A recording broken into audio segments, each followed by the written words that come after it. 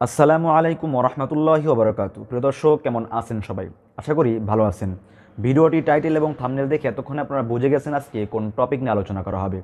তো প্রিয় দর্শক, যদি আপনারা আমার এই চ্যানেলে নতুন হয়ে থাকেন তাহলে অবশ্যই আমার কে বাংলা টিভি চ্যানেলটি সাবস্ক্রাইব করে বেল আইকনটি প্রেস করে পাশেই থাকুন। চলুন দর্শক, আর বেশি কথা না বাড়ি আমরা মূল আলোচনায় চলে যাই। আমার এই কোশ্চেনটা তাহলে করে ফেলি।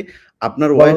আপনার ওয়াইফকে অপহরণ করেছিল এই শেখ মুজিবের, তারপর গোলাম মোস্তফার ছেলে, এরা কামালের বন্ধু বান্ধব, এরা না, এটার গাজীপুর তো নিজে নিজে ছিল। নিজে আচ্ছা, তো হ্যাঁ, নিজে। আপনার স্যার, আপনি এটার বিচার চেয়েছিলেন শেখ মুজিবের কাছে। আপনি আমার বউ কন্টিনিউ বিচার। করেন। জি, কন্টিনিউ করেন স্যার এবার। হ্যাঁ, যে আপনি প্রাইম মিনিস্টার, কারণ ঘটনাটা মুজিব কি ছিল স্যার? ঘটনাটা কি ছিল স্যার? একটু শুরু থেকে বলুন। ঘটনা এটা একটা মানে মজার ঘটনা। আচ্ছা, তুমি শুনতে চাও? তুমি তো আমার বইতে লেখা আছে যদিও। সবাই শুনতে চায় স্যার, সবাই, আমি আর একা না, সবাই শুনতে চায়। ঘটনাটা হচ্ছে, আমার এক খালাতো বোন, তার নাম তাহমিনা। তার বিয়ে ঠিক করেছিলাম আমি আর নিম্মি কর্নেল রেজার সাথে, যে আমাদেরকে জুনিয়র চাকরি। তার সাথে বিয়ে হবে, অনুষ্ঠান হবে লেডিস ক্লাবে। তো দুপক্ষেই আমাদের পরিচিত, অতএব আমরা হলাম ভায়া মিডিয়া। ঠিক আছে, ঠিক আছে। তখন আমরা কি করলাম, সমস্ত অ্যারেঞ্জমেন্ট আমাদের উপরে দায়িত্ব আসলো। তো কাকে রাখি আর কাকে বাদ দেই, এত মানুষের সাথে পরিচিতি। তো আমরা, যাই হোক, বেশ ভালোই, প্রায় 2-3 হাজার লোকের মতো লোক ইনভাইট করা হলো দুই তরফে। চলছে বিয়ের আসর। তখন আমার একমাত্র শালা, যার নাম বাপ্পি, ও ম্যাকগিল ইউনিভার্সিটিতে পড়তো, ওখান থেকে ছুটিতে আসছে দেশে। He was also present in this ceremony. আমি আর নিমিত দুই পক্ষের মানে হোস্ট বলতে পারো, হুম। সবাই দেখাশোনা করছি। বাপ্পি বসে আছে ছেলেদের যেখানে বসার জায়গা সেখানে। তো গাজী গোলাম মোস্তফার ছেলেরা আর তার সাঙ্গবঙ্গ পিছনের সিটে, পিছনের রোতে সিটে বসা। তাদের মধ্যে একটা ছেলে বাপ্পির চুল টান দিল পিছন থেকে। তো বাপ্পির পিছনে, ভদ্র মানুষ, বিদেশে থাকে, বিদেশে বড় হয়েছে, পিছিয়ে বললো, কিছু বলে নাই, সামনে আবার ওরা চুল টান দিল। দ্বিতীয়বার টান দেওয়ার পরে বাপ্পি পিছনে তাকে দেখো যে একটা ছেলে হাত সরিয়ে দিল। তখন বলে যে, তুমি চুল টান টান দিয়েছ? বলছে হ্যাঁ। বলে কি, কেন? কারণ আমরা দেখছিলাম যে এত সুন্দর চুল, এটা কি পরচুলা না আসল? আচ্ছা, চিন্তা করো। হুম। সে তখন ইউনিভার্সিটিতে পড়ে, আর এই পুচকে ছেলে তখন বোধহয় স্কুলেও পড়ে না, বা স্কুলে 6-7 ক্লাস হবে। তখন বাপি বলে, বেয়াদব ছেলে, তুমি আর এখানে বসবে না, তুমি অন্য কোথাও গিয়ে বস। ওরা বেরিয়ে চলে গেল। আমরা কিন্তু কিছুই জানি না, মানে আমি আর নিমি এত ব্যস্ত, দুই পক্ষকে দেখাশোনা, খাওয়া দাওয়া চলছে এর মধ্যে। হঠাৎ দেখলাম দুটা মাইক্রোবাস, রেড ক্রসের, আর একটা গাড়ি, ফোকসো গাড়ি, সবুজ রঙের গাড়ি, আগে পিছনে দিয়ে মাইক্রোবাস থামলো। দুইটা মাইক্রোবাস থেকে প্রায় 8 জন ট্রেনগারধারী সাদা পোশাক পরা লোক নামলো, আর ফোকসো গাড়ি থেকে নামলো গাজী গোলাম মোস্তফা স্বয়ং। তার স্ত্রী কিন্তু উপস্থিত মেয়ে মহলে। উনি গাড়ি থেকে নেমেই চিৎকার করতে শুরু করলেন, মেজর ডালিম কোথায়, মেজর ডালিম কোথায়? যাই হোক, আমি বাইরে আসলাম, আসে গাড়ি গোলাম মোস্তফার সামনে বারান্দাতে। আমি মেজর ডালিম, আপনি আসুন, আপনার বেগম সাহেবা তো আছেন ভিতরে, আপনি আসুন, বরবধূকে আপনি দোয়া করে দেন। হারামজাদা বারবার সে আর্মির আজকে আমি উচিত শিক্ষা দেব। আমি দেখলাম আমার চারদিকে ওই স্ট্রেঞ্জার থাকাইলেও প্রায় 4-5 জন মানুষ আর 4-5 জন খালে দাঁড়িয়ে। আমরা এটা কি, আমি একজন ট্রেন মানুষ, আপনি দেখেন কিছুই কি ব্যাপার কি, আপনি আজকে তো উত্তেজিত করেন। আমি তো জানি না যে এর মধ্যে কি ঘটনা ঘটে। ওগুলো ওঠ, এ উঠা, মাইক্রোবাইস আমাকে ঠেলতে ঠেলতে নিয়ে যাচ্ছে মাইক্রোবাইস। আপনার ব্যাপার কি গাড়িতে? এটা একটা বিয়ে বাড়ি, একটা মেয়ের বিয়ে হচ্ছে, আর আপনি আমাকে বলছেন উঠ কি? আমার কাপড় টাপড় ধরে টানে 4 জন মিলে আমাকে উঠালো। খবর চলে গেল ভিতর অন্দর মহলে। নিম্মি আর আমার শাশুড়ি, আমার খালার শাশুড়ি মানে কন্যার মা, উনি বেরিয়ে আসলেন। ওনারা আসলেন যে কি ব্যাপার, দেখে যেরকম আমাকে ঠেলাঠেলি করে উঠানো হচ্ছে মাইক্রোবাসে। আমি মাইক্রোবাসে উঠলাম, উঠে দেখি তখন আমার খালাম্মা গাছকে বললো, গাছ সাহেব আপনি কি করছেন? আমার মেয়ের বিয়ে হচ্ছে, আর দে আর দি তারা বর পক্ষেরও কন্যা পক্ষেরও। কি হয়েছে কি? ওরা তো ব্যস্ত। বলে আমি ওদেরকে উচিত শিক্ষা দেবো, ওকে আমি উচিত শিক্ষা দেবো। তখন আমার স্ত্রী বললো যে আপনি তাকে একা নিয়ে যেতে পারবেন না, আপনি আমাকে সঙ্গে নিয়ে আসবেন। ঠিক আছে চল বলে ওরেও ধাক্কা দিয়ে উঠায় দিল। তারপরে আমাদেরকে নিয়ে উনি গাড়ি ঘুরে চললেন প্রথম ফার্ম গেট দিয়ে ভিতরে ঢোকার পরে আমি দেখলাম যে আরে সম্পূর্ণ কোথায় চাচ্ছে, লক্ষ্মীবাড়ি ক্যাম্পে নাকি। তখন আমি চিন্তা করছি কি করি এর মধ্যে আমার, তো আমি বললাম গাড়ি থামা, ড্রাইভার গাড়ি থামা দিল। আমরা তখন আমার গাড়িতে প্রায় 4 জন ট্রেনধারী লোক, তাদের একজনকে বললাম যে তুমি গিয়ে ওই সামনে যে গাড়ি গোলাম মোস্তফা বসে আছেন, গাজী গোলাম মোস্তফা সাহেবকে বলেন নাই কিনা আসে। He got down and went to Gazi. গাজীও তখন স্টপ হয়ে গেছে, যে পিছনে গাড়ি স্টপ হয়ে গেছে। আসে বলছে, ওনাকে বোধহয় বলছে যে আপনাকে উনি ডাকছেন নিজের গাড়ি। গাজী গুলস্তান দরজা খুলে আমাদের মাইক্রোবাসে আসলো। তখন আমি গাজী গোলাম মোস্তফাকে বললাম যে গাজী সাহেব আপনি তো আমারই নিয়ে চলছেন, কোথায় নিয়ে যাচ্ছেন জানি না, কিন্তু একটা কথা মনে করে রাখেন, আপনাকে মনে করাই দিচ্ছে আপনার ভালোর জন্য, যে আপনি যে আমাদেরকে এই মাইক্রোবাসে রেড ক্রসের মাইক্রোবাসের মধ্যে ঢুকায় নিয়ে আসছেন, এটা কিন্তু হাজার হাজার মানুষ, শয়ে মানুষ দেখতে উপস্থিত ছিল। অতএব আপনি কিন্তু আমাদের সাথে যাই করেন আপনি কিন্তু পার পাবেন। এইটা শোনার পর গাজী গেল একটু ঘাবড়ায়, যে তাই তো আমি যে উঠাই নিয়ে আসছি এটা তো সবাই দেখছে। আমি বললাম যে গাজী সাহেব আমি আপনাকে একটা পরামর্শ দিই, আপনি যাই করেন আপনি শেখ সাহেবের কাছ থেকে আগে পারমিশনটা নিয়ে নেন, এছাড়া আপনি বাঁচতে পারবেন না। এমপি ইউনিটে ঢাকা ক্যান্টনমেন্টে ওখানে গিয়ে বললো যে এরকম অবস্থা, বিয়ে বাড়ি থেকে কিডন্যাপ করে। তখন এই খবরটা পাওয়ার পরে the CEO of the MP unit এই খবরটা ব্রিগেড মেস, ইউনিট মেস সবখানে এটা সে জানাই দিল।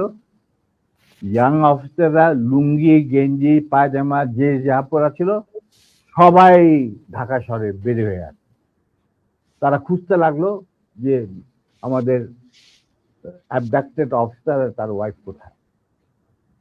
আর একদল সোলজার এমপির পাঠানো হলো, যারা ওই অবৈধ অস্ত্র কালেকশনে ডিপ্লয় ছিল গাজীর বাড়িতে। গাজীর বাড়িতে যাদের পাইছে সবাই বন্দুকেরা নিয়ে আসছে রেস্কিউ ময়দান। তো গাড়ি চললো, আমরা পিছু পিছু চললাম আবার কাফেলাকে গাজী 32 নম্বরের গেটের ভিতরে ঢুকতে না দিয়ে বাইরে খাড়া করায়, স্টপ করা পর গাজী তার গাড়ি নিয়ে ভিতরে চলে যায়। আমরা ওখানে থাকলাম। ইতিমধ্যে যখন এরকম সারা আর্মি ডিপ্লয়মেন্ট যারা ডিপ্লয়েড ছিল তারা যখন গাড়ির পরিবার ধরে নিয়ে আসছে আর সবখানে ব্যারিকেড দিয়ে চেক করা হচ্ছে প্রত্যেকটা গাড়ি যে আমাদের মিসিং অফিসার তার স্ত্রী কোথায় আছে কিনা, যাতে ঢাকার বাইরে না যেতে পারে। এই হুলস্থুল চলছে। মাহবুব এক ঘটনা ঘটছে, বলে কি ঘটনা? যে নিম্মি আর ডালিমকে উঠায় নিয়ে গেছে গাজীর গরম বিয়ে বাড়ি থেকে। কোথায় নিয়ে গেছে কি হয়েছে জানি না, তবে তার পরিবারের সবাই এখন অ্যারেস্ট করা হয়েছে। তারা সব ওই সাউদি উদ্যানে আছে, মানে রেস্ট করছে। আর্মি সারা ঢাকা শহরে ছড়ায় পড়ছে। তার প্রত্যেকটা গাড়ি চেক করতেছে যে looking for the missing officer and abducted officer and his wife. মাহবুবকে চাইনি কি? এটা তো সাংঘাতিক কথা। গাড়িতে তো বিশ্বাস করা যায় না বলে সে রেড টেলিফোন করতে, মানে হাত দিতে গেছে রেড টেলিফোন বেজে উঠছে। কে? শেখ মুজিব। ফোন মাহবুব। তো উঠেছে, কে বলছে? আমি মাহবুব বলছি। বলে যে আমি প্রাইম মিনিস্টার মুজিবুর রহমান। বলে কি? জি স্যার বলেন। বলে কি তুই ইমিডিয়েটলি আমার বাসায়। এর মধ্যে chief of staff, deputy chief of staff, CGS, Khalid Mosharraf এদেরকে ডাকানো হয়েছে। এরাও আসছেন। মেজর কর্নেল নুরুজ্জামান, রকিবানী চিফ, এরা উপস্থিত আসছেন সবাই। জিয়া রহমান অলসো কে ডেপুটি চিফ। আচ্ছা, মাহবুব তখন বলে চলো। তখন লিটুদের গাড়িতে বসেই ও চলে আসলো।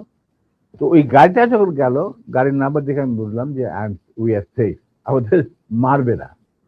কিছুক্ষণের মধ্যেই মাহবুব, আমি দেখলাম যে মাহবুব না, শেখ কামাল, রেহানা, তারপরে শেখ জামাল, বেগম মুজিব নিচে গেটের বাইরে এসে আমাদেরকে খালাম্মা টালাম্মা চলার অসুবিধা, মানে রক্তাক্ত চুল্লু ওদের দেখে তো ওরা ঘাবড়ে গেছে।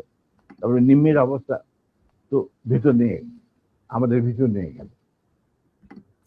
তখন ভিতর নজর পড়ে দেখলাম সিটিং রুমে প্রথম আমাদের ডাকলেন মুজিবুর রহমান আর আমার নিম্মিকে। তো রেহানারা সব ওখানে দাঁড়ায় রইল, মিসেস মুজিব দাঁড়ায় রইলেন। আমরা ভিতরে গেলাম, গিয়ে দেখে সব মসজিদ বসে আছে, chief of staff, deputy chief staff, CGS and all. তখন এর মধ্যে গাজী গহমস্তার বাসা থেকে ফোন আসছে প্রাইম মিনিস্টারের কাছে যে বাড়ির সবাই ধরে নিয়ে গেছে আর্মি। যতক্ষণ পর্যন্ত আমাদের অফিসার লেডি ওয়াইফকে না পাওয়া যাবে আমরা কাউকে ছাড়বো না। আর ওই গার্মেন্ট 17 দিন যে গার্মেন্ট গেছিল মাইক্রোবাসিটি, এই খবর শুনা গাজীরও মুখ শুকায় গেছে, মুজিবুর রহমানেরও মুখ শুকায় গেছে।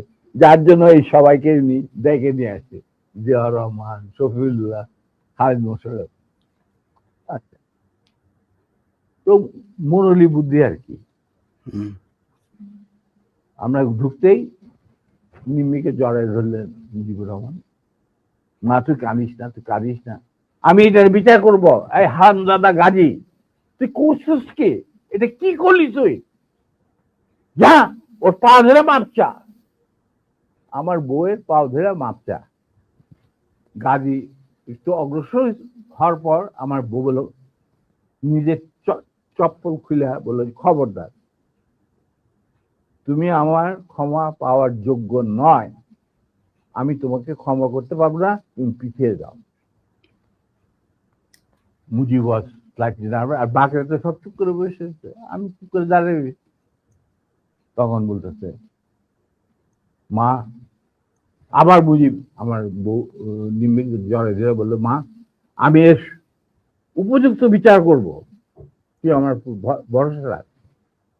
তখন আমার বউ বলছিল, নিমি বলছিল যে চাচা, যাদের রক্তের উপরে আপনি আজ দেশের প্রধানমন্ত্রী, তাদেরই আজকে রক্ত ঝরাইতে হয় স্বাধীন দেশে গাজীর মতো একটা কম্বল চোরের হাতে। এর বিচার আপনি কি করবেন?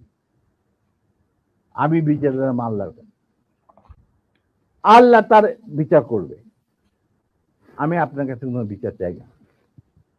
তখন আবার বেগম মুজিবুর বলে, ওদেরকে উপরে নিয়ে যা। মুজিবুর রহমানের এবং আদালতের সামনে সই বলেছে, sir, I have been ordered to come and convey the message loud and clear to you that it is a legal matter. Ghazi has violated the Prime Minister's order on which army has been deployed over the whole country, and he had abducted an officer in uniform and his wife while he himself is engaged in this operation along with 17 gunmen in the Red Cross microbus. Now, যেহেতু আমরা diploid আছি to recover the illegal arms, the commander said, no way, Ghazi and these 17 people has to be surrendered to him, and then legal proceedings will start according to the law. দেশে emergency চলছে, আমাদেরকে prime minister খুব ঝুঁকিপূর্ণ দায়িত্ব দিয়েছেন, আমরা আমাদের যথাসাধ্য চেষ্টা করে যাচ্ছি। তখন বলে স্যার, আমার আর কিছু বলার নেই, আপনার যদি কিছু বলার থাকে আমাকে বলা হয়েছে শুনে আমাদের কমান্ডারকে জানান। না, ঠিক আছে, তুমি যাও বাবা। তো শহীদ চলে গেল। এরপর শেখ মুজিব আমাকে বললো, তুই মাফ করে দে। আমি স্যার, আমি তো বললাম। স্যার, শেখ মুজিবকে কাউকে বোধহয় আপনি মানে অফিসিয়াল কোনো এগুলি মানতো না, আমাকে তুই করে বলতো, কারণ আমার একটা পারিবারিক সম্পর্ক ছিল তো। না, উনি তো মাহবুবকেও তুই করে বলতো, গোলাম মোস্তফাকেও তুই করে বলতো, শফিউল্লাহকেও তুই। আমি জানি না, কিন্তু আমাকে উনি তুই করে বলতেন। আমি তো রোববার থেকে যে কোনো সময় গিয়ে ডাক্তার যাইতাম, খাবার খাইতাম বসে। কই মাছ পছন্দ করতেন, ওই ওনার চৌবাচ্চা সবসময় বড় বড় কই মাছ থাকতো, আরামসে খাইতাম, চলন বিলে কই মাছ, কোনো অসুবিধা নেই। আমার তো গতিবিধি ছিল খুবই খোলা, মানে আমি যে কোনো সময় যাইতে পারতাম, যে কোনো সময় ডাকলেই চলে যেতাম। উনি প্রায় ডাকতেন আমাকে আর্মির খবর না। তো এখন উনি বললেন, ঠিক আছে দাঁড়েন, যা, আমি বিচার করব। আমি স্যার, ভেরি গুড। তো এই আমার গাড়ি বাইক করে ওরা বাসায় পৌঁছে দিয়ে, ওরা নিবে এদেরকে বাসায় পৌঁছে, মানে মার্সিডিজ। আমি স্যার, নট নিডেড, বাইরে স্বপন আছে, আরো 2-4 দিনের মধ্যে আসে পড়তে, গাড়ির কোনো অভাব নাই, আমরা চলে যাব, আপনার গাড়ি দেওয়ার দরকার নেই। বলে, না শোনো, এক কাজ, আয় গাড়িগুলো আরামদাদা, তুই যাবি এদের সাথে বিহার, বাকি কাজ যে সম্পূর্ণ হয় নাই সেটা সম্পূর্ণ করার সম্পাদন করার জন্য। নিমি বলল, খবরদার, তুমি আর লেডিস ক্লাবে ঢুকার তোমার কোনো অধিকার নাই, তুমি সেটা লস করছো, তুমি যাবে না, ইউ উইল নট গো। তখন চুপ, তোমরা চলে যাই। আমরা চলে আসলো। আসার পরে কন্যা সম্প্রদানে যে বাকি কতগুলি থাকে না রকম ওই সমস্ত সম্প্রদান করা হইলো।